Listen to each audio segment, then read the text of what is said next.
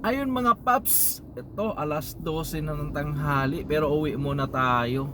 So ganun ang buhay nating mga TNVS drivers o kaya Grab drivers. Malaya tayo kung anong oras natin gusto bumiyahe, and of course malaya tayo kung anong gusto nating oras umuwi. Ganun ang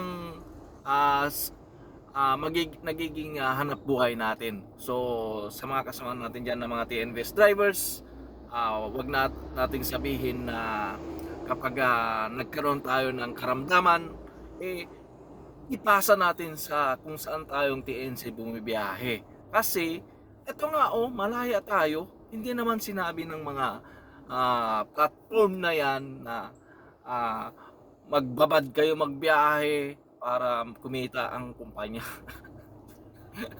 Kaya nga malaya tayo eh. So yun lang guys mga paps, so mga nakakaunawa din dito sa sinabi ko, ah, big tango. Sa mga hindi nakakaunawa, maraming salamat pa rin. Good vibes lang tayo lagi, and God bless everyone.